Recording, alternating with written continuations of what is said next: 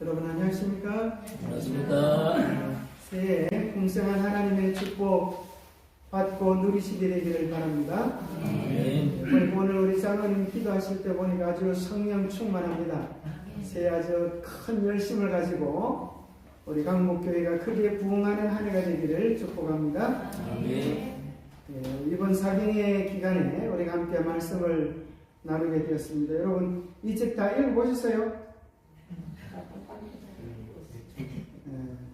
보니까 뭐 웅실웅실 사는 거니까 이 책이 조금 어려워요, 그죠? 읽어보니까 좀 어렵습니다. 이거 보니까 박사학위 논문 따는 그런 정도 수준이 되는 것 같아요. 그래서 오늘은 1장, 여기 나오는 1장을 좀 더 여러분들이 알아듣기 쉽게 그렇게 좀 바꿔봤습니다. 또 여기 영어를 잘하는 분이 계시다 그래갖고 영어로 바꿔도 안 보이시요 자, 오늘 저녁의 주제는 예수님은 지금 어디서 무엇을 하고 계신가요? 그렇게 일과 제목을 살짝 바꿔봤습니다. 여러분 책에는 일과 제목이 뭐라고 나오냐면 십자가, 성천, 하나님 우편에 앉으신 그런 내용인데 그 제목을 예수님은 지금 어디서 무엇을 하고 계신가요? 이렇게 살짝 바꿔봤습니다. 자, 만약 여러분 보고 예수님은 지금 어디서 무엇을 하고 계십니까? 이렇게 물으면 뭐라고 대답하시겠어요? 자, 요번에는 똑똑히 대답해 보시면 웅실웅실 하고 자, 앞에부터 지사님. 자, 하늘 성소에서 중보하고 계세요? 하늘 보좌 우편 지성소에서 중보하고 계십니다. 예. 더 이상 공부할 게 없는 것 같습니다. 그죠? 우리 뒤에 지사님. 이해 동문이니까. 혹시 다른 의견은 없습니까? 끝났습니까? 1차적인, 예? 1차적인 질문에 대한 답입니다. 아, 그래요? 예수님 지금 어디서 무엇을 하고 계신가? 예, 하늘 지성소에서 우리를 위하여 중보하고 계신다. 또 다른 의견 없습니까? 끝났습니까? 그냥 만장일치로 그럼 합의 보고 이제 오늘 마쳐도 될 것 같습니다. 자, 우리가 기억해야 될 사실은 하늘 지성소에서 중보하고 계시는 것이 오늘 우리들에게 어떤 의미가 있는가 여기까지 한번 생각해 봐야 될 것 같아요. 그래서 우리가 생각해야 되는 것은 항상 농사를 자지으려고 하면 하늘만 수고해서 되겠습니까? 자, 여러분 입에 들어가는 모든 것들은 다 어디서 나와요? 땅에서 나오죠. 그 땅에서 나오는데 반드시 땅에서 끝만 힘을 써서 될 일이 아니라 하늘의 도움을 받아서 땅의 것들이 살아가요. 그래서 하늘과 땅이 만든 종합 선물을 우리가 매일 먹고 살아가는 겁니다. 하늘은 우리를 위하여 수고하는데 땅에서 씨앗을 심지 않으면 거둘 수 없어요. 그래서 우리가 반드시 기억해야 될 사실은 하늘에서 예수님만 우리를 위하여 중보 계시면 되는 게 아니라, 그죠? 오늘 어쩌면 더 중요한 일은 하나님께서 하시는 그 사역과 더불어서 오늘 우리가 그 사역에 동참하는 거예요. 그래서 예수님은 어디 계십니까? 라고 물어보면 하늘 지성소에서 우리를 위하여 중보하고 계신다도 맞아요. 그런데 또 다른 차원에서 우리가 잊지 말아야 될 사실은 하늘에 지성소가 있는 것처럼 땅에도 지성소가 있을까요? 그게 어디예요? 그죠? 우리의 마음의 성소, 우리 영혼의 성소.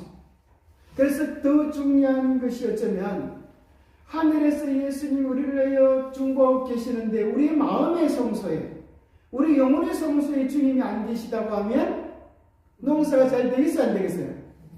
구속의 농사가 꽝인 거예요.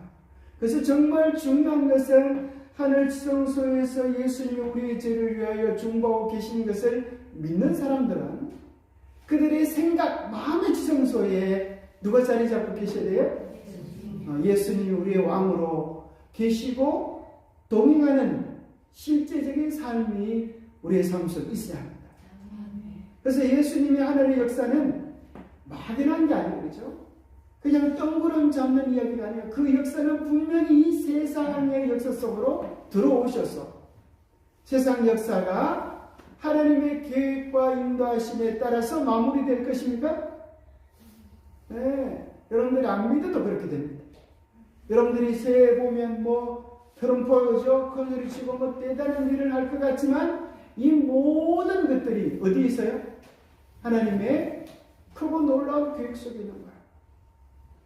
그런 사실 여러분들이 이렇게 하늘 지성소에 있다 이렇게 말씀하시는데 제가 또 질문을 또 하나 더 드려볼게요. 그 놀라운 사실을 사실 일반 교인들은 잘 모릅니다. 그죠? 여러분들만 아는데 그 놀라운 사실을 어떻게 알았어요? 네? 한번 얘기해 보세요. 어떻게 알았어요? 자, 여기서 찾을 수 있겠어요? 자, 여기서 찾을 수 있으면 한번 얘기해 보세요. 여기 몇 장 몇 절에?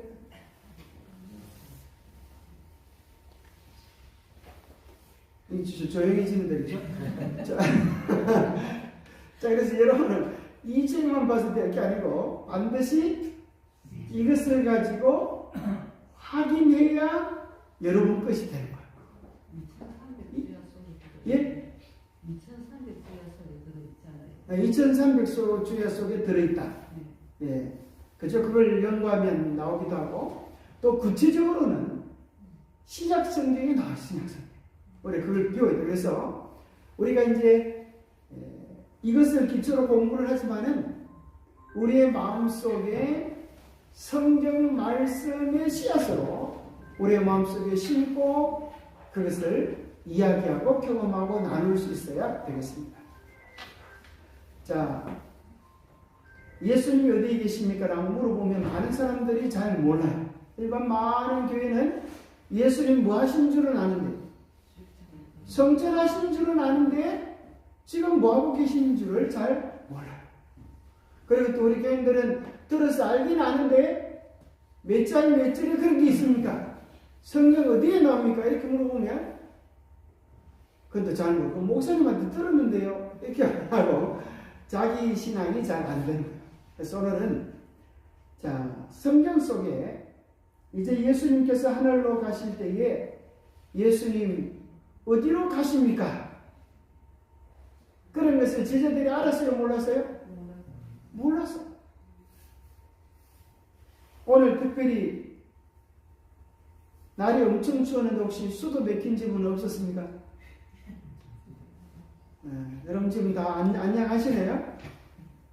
저는 이제 이사해가지고 아직 교회 시설을 제대로 잘 모르는데 오늘 아침에 일어나 보니 우리 집사람이 깜짝 놀라가지고 여보 큰일 났어요. 새벽 4시 반에. 뭔 일이냐 물어보니 아이고 물이 안 나온다는 거야. 어젯밤에 영하 몇 도가 됐어요? 막 11도 막 이렇게 돼버렸어요. 그죠? 그래서 어젯밤에 우리 집사람이 나왔다가 이 밤에 한 12시쯤 나왔다가 너무 공기가 탁해가지고 새벽에 물을 뜨다 놓으면서 이런 생각을 잠깐 했다는 거예요. 이렇게 추운 거 보니까 수도가 얼마나 어떡하지? 수돗물을 좀 틀어놓을까? 그런 생각이 드는데 그냥 그 생각을 무시하고 그냥 들어 누워 잤어요. 아침에 딱 보니까 수돗물이 안 나오고 어떻게 해야 될지도 모르겠어요. 배관이 어떻게 되는지도 알지 못하고 그때 무슨 생각이 들어가면 아이고 길이 없네. 내가 잘 모르니까 자, 여러분 살다 보면 길이 없다 그럴 때가 있어요? 어떨 때 길이 없다 그래요? 네? 방법이 없다는 거예요. 해결책이 없다는 거예요. 길을 모르겠네 그럴 때가 있어요? 길을 모르겠네. 살다가 그럴 때가 있어요? 길이 없다. 사방이 다 에워싸움을 당해서 어디로 가야 할지 무엇을 해야 할지 해결 방법이 없을 때 우리는 길이 없다고 그래요. 길이 없을 때 우리의 심정이 어떠합니까? 어떡합니까? 여러분 살다가 그런 경우 당해보신 적 있어요? 그죠? 살다가 정말 해결책이 없는 답답하고 어려운 심경을 당해본 적이 있을까요? 아마 살다 보면 정말 캄캄하고 그죠? 앞이 하늘이 노래지면서 정말 뭘 해야 될지 어떻게 해야 될지 알지 못할 때가 있습니다. 그런데 시편 77편 13절에 보면 하나님이여 주의 뭐가요? 도가 주의 도가 도를 갖다 풀이하면 무슨 자예요? 길은 주님의 길은 어디에 있다고요? 성소에 있다. 자, 주님의 길이 성소에 있다라고 하는 말이 무슨 뜻 같아요? 시편 77편 13절에 보니까 길은 왜 있습니까? 길은 왜 있어요? 그죠? 잘 걸어가라고 그죠? 길로 안 걷고 나는 길로 가기 싫어. 내가 가는 길이 다 길이 하면서 숲속으로 뛰어들면 어떻게 될까요? 길을 잃고 헤매는 수가 있어요. 그죠? 길을 잃고 헤매는 수가 있어요. 길이라고 하는 것은 그죠? 마땅히 가야 할 길. 그것은 기회일 것 같아요. 그래서 하나님은 우리를 위한 모든 구원의 계획, 구원의 비밀, 구원의 질서를 어디에 넣어놓으셨다고요? 성소. 그래서 성소를 제대로 연구하면 주님께서 어떻게 우리의 구원을 이루어 주시는지, 우리가 무엇을 해야 하는지, 어떻게 구원의 역사에 동참할 수 있는지에 대한 방법들이 다 나오는 거예요. 그래서 성소는 누가 걸어가신 길이에요? 예수님께서 걸어가신 길이에요. 또 더 나아가서 누가 걸어가야 될 길이에요? 우리가 걸어가야 될 길. 그래야면 성소 끝 지성소에서 누구를 만나요? 예수님을 만나서 영원히 하늘에서 행복과 기쁨을 누리는 하나님의 계획이 성소 속에 있어요. 그래서 길을 다른 말로 하면 어떤 분은 이야기하기를 구원의 청사진이다. 구원의 청사, 구원의 계획들이 다 거기 있다. 잠깐 영상으로 이제 성소를 한번 보겠습니다.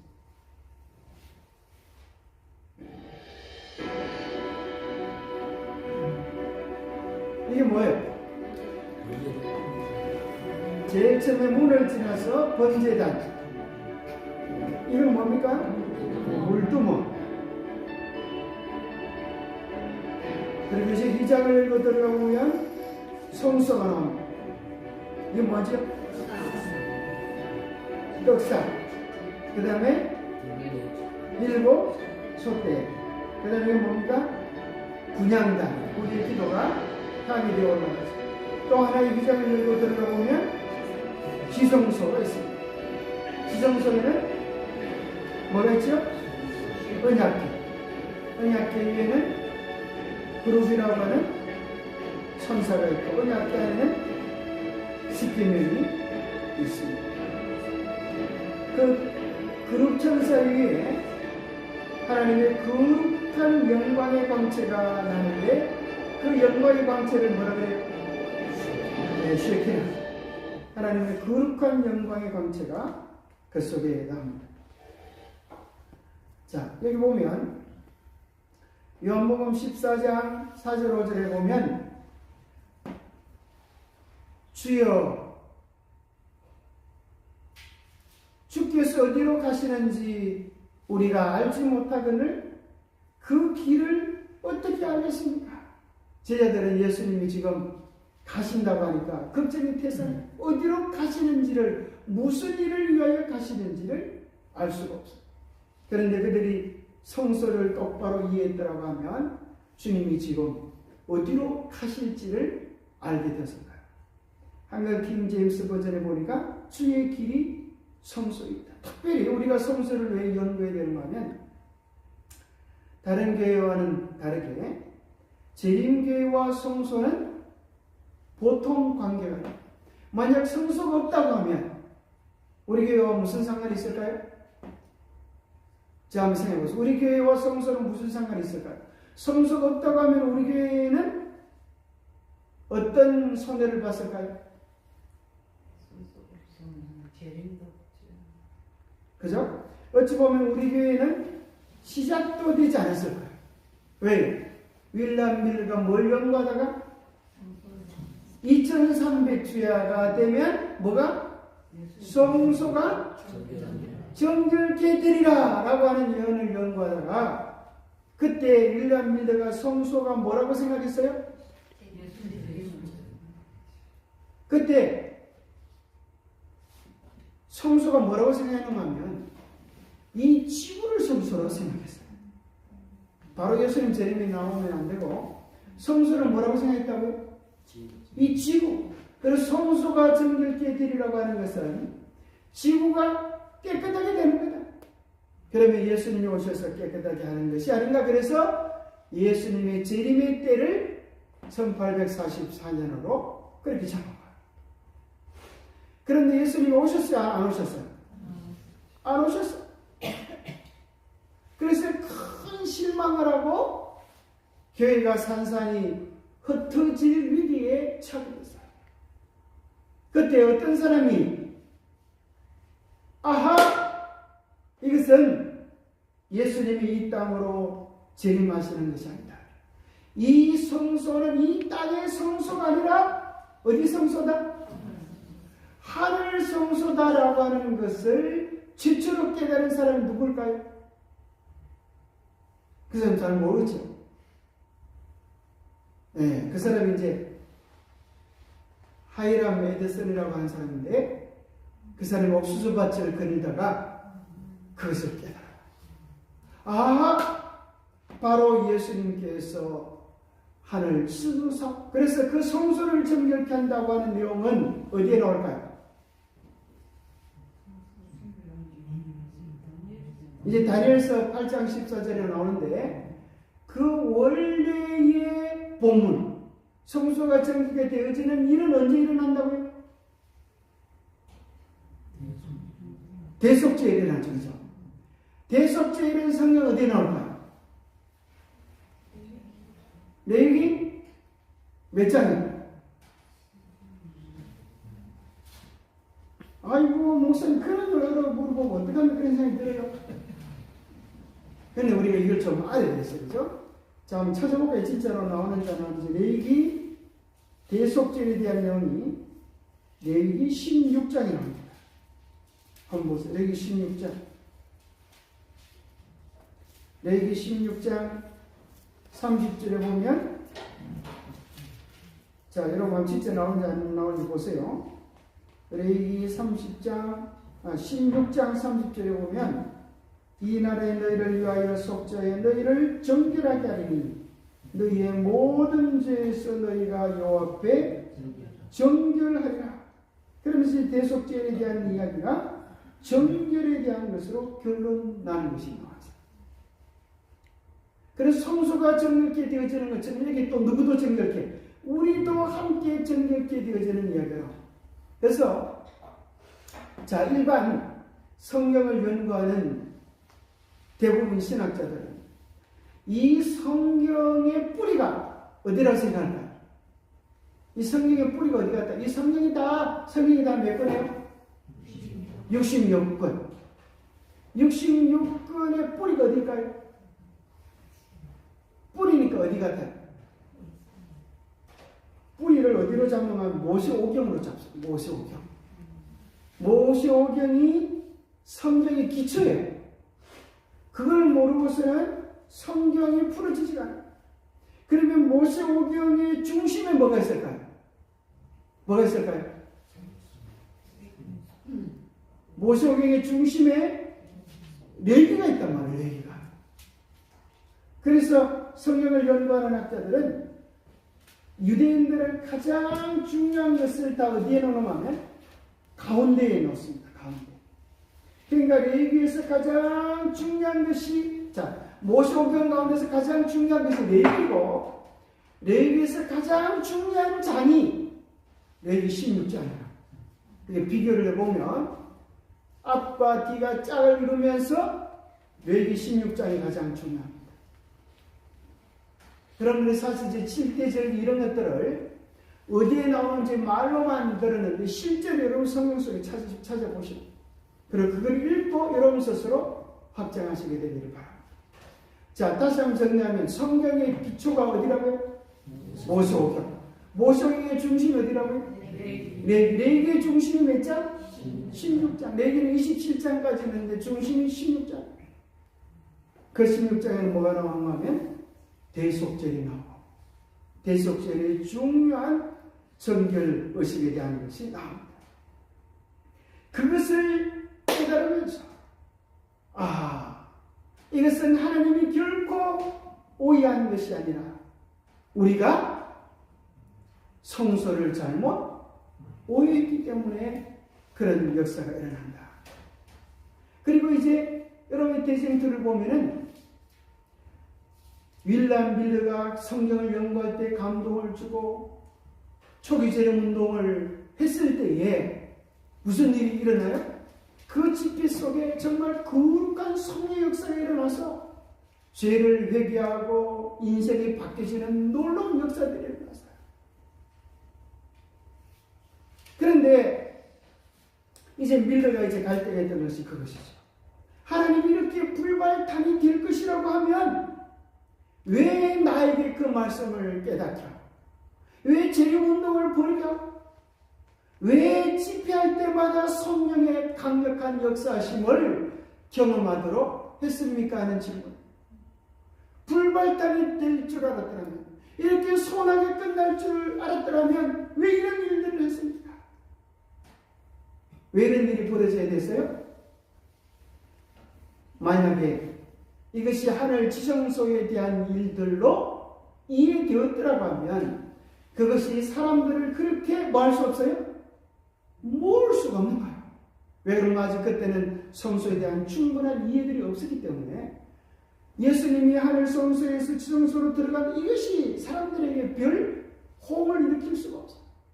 예수님의 재림 임박했다. 그것이야말로 수많은 사람들을 일깨우는 강력한 기밀이 될 수 있어요.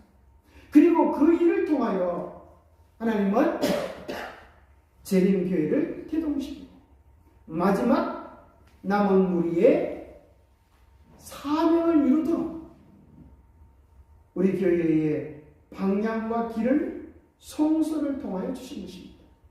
그래서 성소야말로 재림교회의 신학의 심장이자 척추가 되어져 버렸어요. 자, 그래서 성소를 모르고서는 왜 우리가 남은 무리인지, 우리의 사명이 무엇인지, 우리가 해야 될 일이 무엇인지를 깨닫지 못하게 되어지는 것입니다. 그리고 더 나아가서 성소는 단지 우리 교회의 교리가 아니라 조금 전에 봤던 것처럼 성령의 가장 분명하게 하나님이 강조하시고 이야기하시는 진리 기초라는 거예요. 자, 한번 생각해 보세요. 이스라엘 백성들을 하나님께서 왜 출애굽시키셨어요? 하늘나라 백성 가나안 땅에 들어가도록 하셨는데, 자, 홍해를 건너고 나서 드디어 시내산에 도착하고 나서 시내산에서 두 가지 일을 하셨어요. 그게 뭐예요? 십계명을 주시고 성소를 짓게 하는 이 두 가지 일이 가장 중요한 일이었어요. 이 두 가지 일이야말로 정말 성경의 중심이라고 이야기했습니다. 하나님의 백성들이 마음속에 어떤 계명을 가지고 살아야 되고 어떤 구원의 계획이 있는지를 보여주는 것이 이 두 가지야. 십계명과 성소. 그래서 하나님은 끊임없이 이렇게 말씀합니다. 성소를 공경하고 십계명을 지키라라고 이야기합니다. 자, 1장에 보면 이제 십자가 성천 하나님 우편에 앉으심 그런 내용이 나오는데요. 성경의 중심, 성소의 중심도 오직 그리스도입니다. 그죠? 성소는 다 그리스도가 하시는 일들을 우리에게 나타내고 있습니다.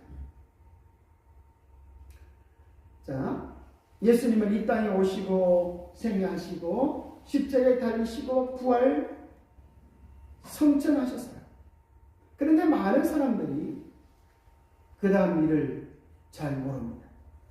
예수님이 하늘에서 무슨 일을 하고 계시는지를 바로 알지 못하기 때문에 일어난 일이 있다고 하면 그게 뭘까요? 바로 알지 못하기 때문에 예수님이 지금 하늘에서 무슨 일을 하시는지 똑바로 알지 못하기 때문에 일어난 부작용들이 있는데 그게 뭘까요? 그게 뭔가 하면 자 이런 겁니다. 가짜 예수들이 나타나서 세상을 미혹하는 일이 있음에도 불구하고 그들이 분별하지 못하고 이 사람이 진짜 그리스도가 아닌가 하면서 따라다니는 일이 일어나는 거야. 여기 여러분 좀 아멘 이런 사람이 좀 있습니까?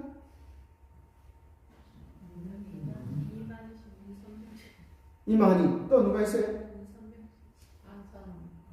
JMS 정명석이 며칠 전에 12년 동안 감옥 살다 나와가지고 또 그 짓을 해가지고 이번에 17년형을 받았잖아요. 그죠? 정신없는 그런 악한 영들 속 우리가 보기에는 뭐지? 외부적으로 보면 정명석이는 어떤 영을 받은 것 같아요? 정명석이는 무슨 영을 받은 거면 이만희는 속이는 영을 받았어요. 거짓말을 참, 그죠? 그래서 전도하는 걸 다 몰라요?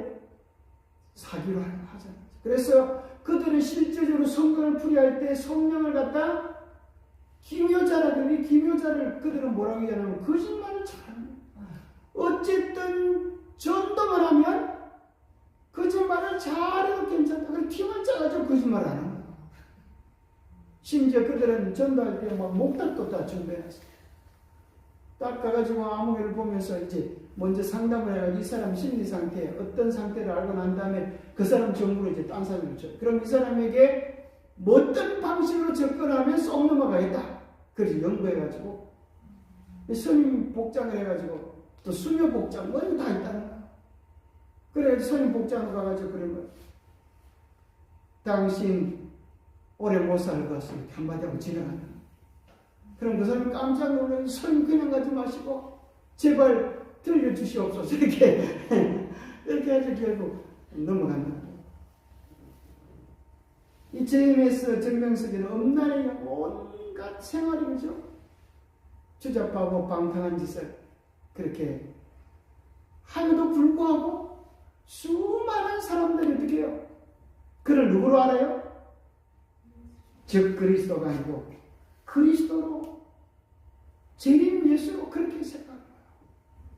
놀랄 일은 제가 한번 이만희를 따르고 있는 신천지 성도가 몇이나 되나 검색해. 여러분 검색해 보셨으면 얼마나 될까요?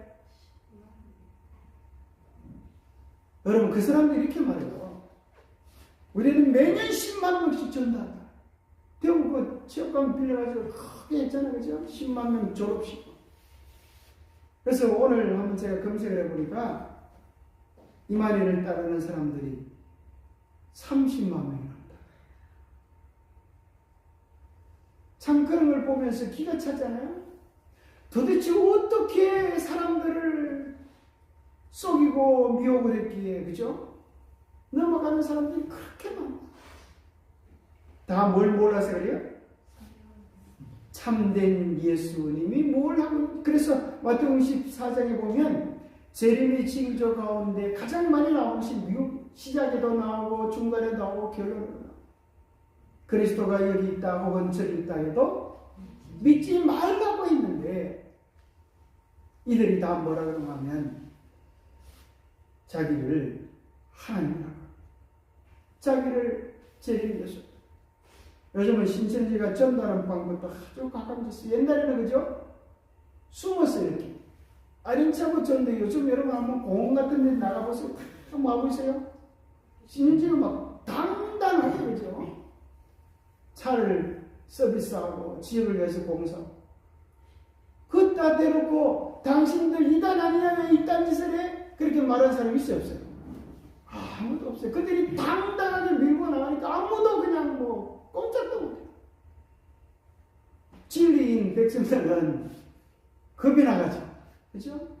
2단이니 3단이니 그 소리가 겁이 나가지고 기가 죽어가지고 옴짝달싹 못하는데 정말 진리를 가진 백성들은 기도 제대로 못 피는데 그들은 세상을 뒤흔들어 놓고도 어찌 그리 당당해? 뭐 때문에 그래? 자기들 나름대로 미혹되어졌지만 어떤 측면에서든 그들은 뭐가 있어요? 자기 나름대로 뭐가 있는 거예요? 확신이 있는 거예요. 그렇지 않겠죠? 그 사람들을 칭찬하는 것은 아니지만 뭐는 우리보다 나아요? 열심과 확신은 우리보다 훨씬 나은 것 같잖아요. 자, 한번 여쭤보겠습니다. 십자가에서 예수님은 우리의 죄 문제를 다 해결하셨을까요? 아닐까요? 네? 다 해결 안 하셨어요? 해결하셨어요? 자, 손을 한번 들어보겠습니다. 자, 이건 확실하게 손을 한번 보자. 자, 예수님께서 우리의 죄를 십자가에서 다 해결하셨다. 손 들어보세요. 해결 안 하셨다. 그럴 줄 알았습니다. 그래서 여러분 성경책 가지고 왔어요. 고린도서 15장 17절에 보면 그리스도께서 다시 살아나신 일이 없으면, 만약 예수님 부활하지 못했으면, 십자가 사건만 있었으면 너희의 믿음이 어떠하다? 헛되고 너희의 죄가 해결됐다 못했다. 너희가 여전히 죄 가운데 있을 것이, 이거 제가 하는 말이 아니라 성경이 이야기해요. 십자가와 부활을 거의 동일시. 부활이 없으면 십자가에서 죽고 부활을 하셨기 때문에. 딴소리하지 마세요. 저 문제가 십자가 그렇죠? 근데 많은 사람이 어떻게 생각하냐면 대부분의 개신교인들은 다 그죠? 십자가에서 다 끝장났다 생각해요. 십자가에서 모든 죄가 다 끝장났다. 부활절을 믿지만 십자가에서 죄 문제가 다 해결됐다고 생각해요. 근데 성경이 이야기하기를 부활이 없었다고 하면 우리의 죄 문제가 해결될 수가 없다. 이게 무슨 말인가? 실제로 예수님 십자가에서 우리의 죄값은 다 갚았습니까? 십자가에서 그죠? 우리의 지은 과거의 죄, 현재의 죄, 미래의 죄, 온 인류의 죄를 십자가에서 지불해 주셨습니다.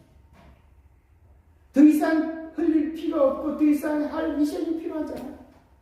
그런데 왜 이렇게 고린도서는 만약 예수님이 십자가에서 돌아가시고 부활하지 못하셨다고 하면 여전히 죄 가운데 있을 것이라고 이야기할까요? 왜 그럴까요? 일반 사람은 십자가에서 죽으면 못 살아나죠. 예? 하나님이시기 때문에, 예수님은 하나님이시기 때문에 부활하십니다. 그것을 믿는 거 아닙니까? 예, 우리의 죄 문제에 대해서 부활하고 이게 무슨 연관이 있는지, 그죠? 자, 그래서 여러분들이 요한복음 16장에 보면 이렇게 말씀하세요. 자, 여러분 이 말씀이 되십니까? 성령이 오시면 죄에 대하여, 의에 대하여, 심판에 대하여 세상을 책임하시리라. 이 말을 다른 말로 하면 깨닫게 하시리라 그런 거예요. 그래서 성령이 오시면 뭐가 죄라는 거예요? 그들이 나를 믿지 아니하는 것이 죄라고 하는 것을 깨닫게 돼요. 자, 우리가 보통 사람이 느끼는 죄는 뭐예요? 살인하고 도둑질하고 간음하고 이런 게 죄잖아요. 그죠? 근데 많은 사람들은 뭘 죄라고 안 느껴요? 하나님 안 믿는 게 뭐 죄야? 근데 사실은 하나님 안 믿는 것이 죄입니까? 가장 큰 죄. 왜요? 그 죄 때문에, 예수님 안 믿기 때문에 인간이 멸망하는 거야. 아무리 많은 죄를 지어도 예수님께 나오면 죄를 용서받고 살 길이 생기는데, 하나님께서 당신의 아들을 십자가에 못 박으시면서까지도 준비해 놓으신 구원의 길에 대하여 모르는 뭐 하지 않으니까? 예수님을 믿지 않으니까. 자, 그래서 성령께서 오시면 죄를 깨닫게 하셔서 예수님 믿도록 하세요. 그 다음에 두 번째는 이것이에요. 의에 되어야 함. 그럼 죄를 용서받고 의롭게 되어지는 것은 뭔가라고 물을 때에 10절에 보면 이런 말씀을 하세요. 의에 되어야 함은 내가 아버지께로 가는 것이다. 그래서 너희가 나를 다시 보지 못하는 것이다. 그럼 이게 뭔 소리인지 이해가 됩니까? 좀 어렵잖아요, 그죠? 의라고 하는 게 뭐냐? 그렇게 물을 때 성령께서 뭘 깨닫게 해주신다? 아버지께로 가는 게 의다. 이게 뭐예요? 이것을 바로 이해하려고 하면 구약의 성소 제도를 이해하지 못하면 이해가 안 되는 거예요. 자, 옛날 한번 생각해 보세요. 여러분들이 구약 시대 때 내가 죄를 지었어요. 그럼 어떻게 합니까? 양을 잡아. 양을 한 마리 데리고 성소로 가. 그 다음에 뭐 해야 되죠?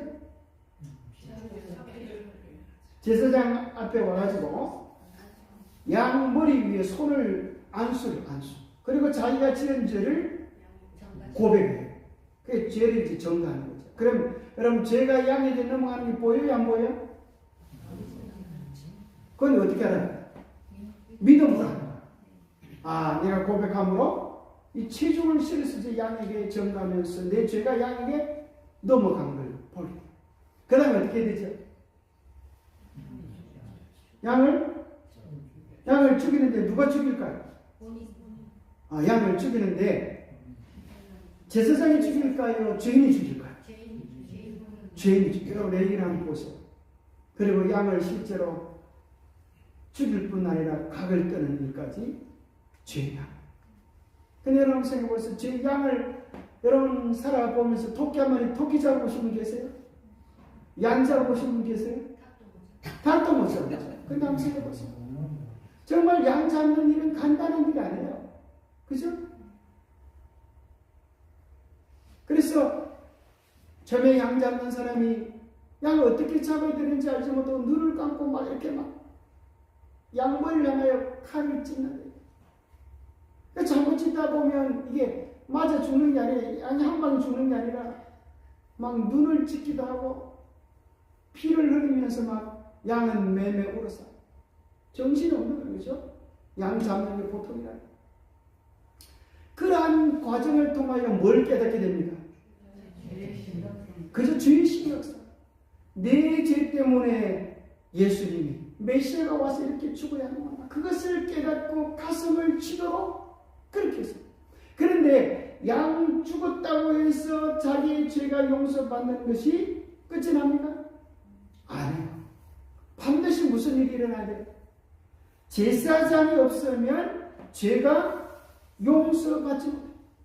제사장이 그 양을 번제단에 때로는 번제로 드리고 속죄 피를 가지고 성소로 가지고 가서 성소 휘장에 뿌리기도 하고, 그 속죄 과정을 다 마친 후에 레위기 6장 7절에 보니까 제사장은 여호와 앞에서 그를 위하여 속죄한 적, 제사장이 반드시 그의 죄를 속죄해 주는 과정이 있고 그 일을 마치고 나와서 죄인에게 너희의 죄가 속죄되었노라 이렇게 선포를 해야만 죄가 용서받는 거야. 그런 과정이 없이 양만 죽였다고 해서 끝이 나는 거야. 이러한 성소 제도를 이해하면 의로움이라고 하는 것은 예수님께서 아버지께로 가는 것이다. 바로 무엇인가 하면 하늘 성소에서 우리를 위한 제사장 직분을 하기 위해 가시는 이 과정이 결국 이 모든 죄에 대한 용서와 최종적인 승인이 하나님 앞에서 피를 바름으로 죄값이 지불되어져서 너의 죄가 용서받았다, 의롭게 되어졌다는 것이 선포되어져야 되는 그런 법적인 절차가 있음을 성령께서 깨닫게 해주시는 것입니다. 그래서 이제 성소에 대한 이 과정들, 문을 통하여 번제단, 물두멍, 성소, 지성소로 오는 과정은 죄인이 구원받고 어떻게 변화되어져서 하나님을 만나는가에 대한 구원의 여정입니다. 이 여정을 그대로 끌어온 것이 이스라엘의 여정입니다. 그래서 그들은 첫 번째 애굽의 죄의 종되었던 곳에서 출애굽을 경험할 때 놀라운 것은 그냥 출애굽이 아니에요. 출애굽하기 전에 무슨 일이 있었는지 아세요? 무슨 일이 있었을까? 6월절 양 잡는 일이 있었고 6월절 양 잡는 일 전에 뭐가 나온 거예요? 성경을 잘 읽어보면 하나님께서 입애굽하세요. 바로 하나님께서 애굽 땅에 들어가시고 그리고 하나님께서 그들을 위하여 속죄 제물로 어린 양으로 죽으시는 역사가 있어요. 그게 6월절 사건이에요. 예수님이 죽으심으로 말미암아서 우리의 죄가 용서받고 구원의 길이 준비되어지고 그래서 출애굽 역사가 일어나는 거예요. 출애굽은 뭘 통해 이루어지는가? 반드시 6월절을 경험하고 일어나는 거죠. 우리의 죄를 위하여 죽으신 예수 그리스도의 보혈의 공로를 크게 깨달을 때에 이제 우리로 하여금 어떤 소식이 전해지는가 하면 너는 죄가 용서받았다. 어려운 나의 백성이 되었다. 하는 선포를 얻게 되는 거죠. 마치 이스라엘 백성이 홍해를 출발하면서 이제는 뭐가 아니라 애굽의 바로의 노예가 아니라 뭐예요? 자유인이다. 그죠? 홍해는 글자 그대로 참 놀랍죠. 홍해가 무슨 바다예요? 붉은 홍자. 그리스도의 보혈을 뜻하는 거잖아요. 6월절 양도 그리스도의 보혈이고 홍해도 그리스도의 보혈이에요. 그래서 우리가 기억해야 될 사실은 이스라엘 백성들이 출애굽하기 위하여 그들이 해야 됐던 일들은 어떤 일들이었어요? 그들이 수고한 게 있어요, 없어요?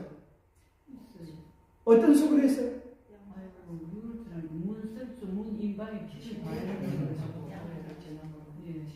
네. 그게 수고 같죠? 자, 그저 믿음의 표현이지 사실은 수고예요. 수고는 누가 하는 거예요? 양이 수고를 해요. 양은 목숨을 바쳐. 사실 이제 우리가 기억해야 될 게 이거예요. 우리 교인들이 제일 약한 것 가운데 한 가지가 뭔가 하면 주님께서 베푸신 십자가의 은혜에 대한 감격 이게 별로 없어요. 우리가 너무 수고를 많이 자꾸 한다 그래요. 그죠? 우리가 구원을 받기 위해 어쩌든지 내가 수고를 해서 좀 구원을 좀 뭔가 좀 만들어가지고 나의 믿음은 좀 너보다 나아. 그래 나는 구원받을 만한 믿음이 되어서 이걸 좀 보여주려고 애를 많이 써요. 그냥 생각해보세요. 6월절날 그들이 용서받고 구원받게 되어지는 유일한 근거가 있다면 그건 뭐 때문에 그래요? 문지방에 발려진 피. 그 방 안에 있는 사람이 얼마나 악한가 선한가 그걸 물어야 물어요. 얼굴이 못생겼나 예쁜나 돈이 있나 없나 그거 물어야 물어요. 신앙생활 얼마나 했나 물어야 물어요. 유일한 가지가 뭐예요? 피를 발렸나 발렸잖아. 이건 뭘 얘기하는가 하면 우리가 아무리 수고하고 애써도 그것이 우리를 구원해주는 뭐가 될 수 없다? 근거가 될 수 없다. 오직 예수 그리스도의 보혈의 공로를 의지하는 그것만이 우리의 구원의 근거. 그러면 우리가 걱정할 게 있어요, 없어요? 걱정할 게 없어요. 주님만 바라보는 거예요. 그래서 보세요. 구원의 세 가지 조건은 첫 번째, 양이 죽는 거예요. 십자가에서 이루어져서. 두 번째, 뭐예요? 문지방과 설주에 발라요. 그죠? 좌우 설주와 임박이 십자가의 모양이잖아요. 그죠? 자, 그 피를 바른다는 건 뭘까요? 개인에게 적용한다. 예수님이 나를 위하여 죽으셨고 내가 그 사실을 믿습니다. 그죠? 여러분 예수님을 여러분의 구주로 온전히 신뢰합니까? 그걸 온전히 믿는 거예요. 그 다음에 세 번째 중요한 마지막 중요한 조건인데 그게 뭘까요? 그럼 끝입니까? 그럼 고기 먹으라 했잖아요. 네, 고기 먹고 또 마지막 제일 중요한 것은 고기를 먹는 게 또 뭐 개인적인 적용, 피를 바르는 것 똑같이. 고기를 먹는 게 뭘 뜻해요? 고기를 먹으면서 고기가 뭐가 돼요? 그 사람의 살이 되죠, 살. 그죠? 그거 먹으면 성만찬과 똑같아요. 그걸 다른 표현을 하면 말씀을 먹는 거예요. 말씀을 먹고 우리의 정신이 말씀 하나 되는데, 자, 세 번째, 이게 두 번째는 다 적용이 되는 거고, 세 번째, 또 하나가 있다면 뭘까요? 마지막 하나의 조건이 있다면 뭘까요? 여러분 한번 얘기해보세요. 뭐가 있을까요? 예? 떠나를 그렇게 떠나는 것 같죠. 여러분, 제가 왜 자꾸 이렇게 여러분 엉뚱한 소리에서 기회를 드리려면 좀 약을 올려가지고 이게 얼마나 중요한지 잊어버리지 않도록 하기 위해서 약을 좀 올리는 거예요. 여러분, 성경을 잘 읽으면 뭐가 나오냐면 마지막 중요한 세 번째 조건은 뭔가 하면 피를 발린 그 집을 떠나지 않은 거예요. 피를 아무리 그 집에 바르는데 그 집에서 나오면, 그날 밤에 나오면 어때요? 소용이 없어요. 소용이 없어요. 그러면 죽임을 당할 수밖에 없어요. 우리가 기억해야 될 이 세 가지. 첫 번째, 예수님의 십자가는 너무나 분명해요. 죄값을 다 지불했어요. 두 번째는 우리 개인에게 적용을 시켜야 돼요. 내 죄 때문에 죽으셨다고 하는 사실, 그걸 받아들이고 나의 구주로 받아들이고 전적인 신뢰. 마지막 세 번째로 뭔가 하면 떠나지 않는 거예요. 주님이 오시는 그날까지 떠나지 않는 거예요. 어디를 떠나지 않는 거예요? 예수님 안에서 떠나지 않는 거예요. 말씀 안에서 떠나지 않는 거예요. 진리 안에서 떠나지 않는 거예요. 교회 안에서 떠나지 않는 거예요. 그렇습니까? 마지막 시련의 비바람이 불 것입니다. 어떤 사람들은 교리적인 문제 때문에 떠나가는 사람도 있을 뿐만 아니라 마지막 때가 되면 교회에서 일어나는 분쟁들 때문에, 인간관계의 갈등들 때문에 떠나는 사람들이 있을 거예요. 그것도 똑같은 흔들림이라는 거예요. 자, 인간관계의 갈등, 흔들림은 뭐 때문에 올까요? 생각해보면 궁극적으로 상상해보면 그게 나와요. 우리의 평화를 깨뜨리는 것은 뭐다? 자기에 대한 사랑. 결국은 모든 분쟁은 뭐만 버리면? 자존심만 버리면 5분 안에 다 해결된다. 신자 그랬잖아, 그죠? 그래서 우리가 정말 우리가 자아가 십자가에 못 박혀지면 우리의 비난에 대하여 험담에 대하여 뭐가 될 것이다? 기머리와 소경이 될 것이다. 그것이 성도들이 복음 안에서 경험해야 될 과정. 그래서 여기 보면 홍해를 건넜다고 해서 바로 가나안 들어가는 거 아니에요, 그죠? 여러분 기억하실 때 십자가 지났다고 해서 바로 천국 가는 거 아니에요? 침례받고 바로 천국 가면 다 좋겠는데 천국 안 가서 아무도 없겠지. 침례받고 바로 눈 뜨니까 천국도 그러면 참 좋겠는데 반드시 뭘 통과해야 되게 보니까 광야를 통과해야 돼요. 광야. 광야가 여기서 뭐예요? 성소예요. 성소. 그죠? 징리는 뭐예요? 뜰의 경험이에요. 광야는 어떤 기간이에요? 광야는 훈련받는 기간이에요. 이걸 또 다른 말로 말하면 광야 교회라 이렇게 표현해요. 광야 교회. 거기에는 뭐가 많아요? 어려움이 많아요. 모래도 많아요. 또요. 춥고 덥고 또 뭐가 많아요? 물도 없고 없는 것도 많고 그죠? 벌레도 많고 그죠? 지긋지긋한 것이. 자, 여기서 일어나는 일들 한마디로 말하면 문제라고 표현할 수 있어요. 문제. 이것도 문제고 저것도 문제고. 자, 문제. 여러분 살면서 문제를 만납니까? 얼마나 많이 만난지 몰라요. 신앙생활 침례받고 나서 문제를 만납니까? 교회 안에서도 문제를 만납니까? 끊임없이 문제를 만나요. 근데 문제를 만날 때 이스라엘 백성들은 어떻게 했습니까? 무조건 뭐 해야 되는데? 그죠? 무조건 기도하고 매달려야 되는데 그들은 무조건 뭐 있어요? 불평하고 원망하고. 그래서 민수기라고 하는 책을 보면 뭐가 많으면 끊임없는 불평과 원망으로 계속 점치해졌습니다. 그러다가 나중에 12정탐꾼 보내가지고죠, 구경을 하고 정탐을 하고 왔음에도 불구하고 뭐 하다가 죽었어요? 원망하다가. 일주일은 지나갈 동네를 40일 동안 뺑뺑이 돌다가 쳤어야 되는 그것을 죽입니다. 고린도서 10장에 보면 저희가 당한 이런 일이 우리에게 뭐가 되고요? 거울이다. 그러니 너희는 뭐 하지 말자? 원망하지 마. 여러분, 원망이 마지막 시대의 중요한 시험이에요. 제가 하는 소리가 아니라 성경 한번 볼까요? 말이 나오면 고린도전서 10장 한번 봅시다. 정말로 그런 말씀이 나오나? 자, 고린도전서 10장 몇 절일까요? 10장 찾기도 쉽네요. 10장 10절 같이 한번 읽어봅시다. 여러분 성경책 있으면 오늘 교회 갖고 와서 한 번도 안 떼치보면 성경책이 섭섭하다 그러잖아요. 자, 고린도전서 10장 10절. 자, 시작.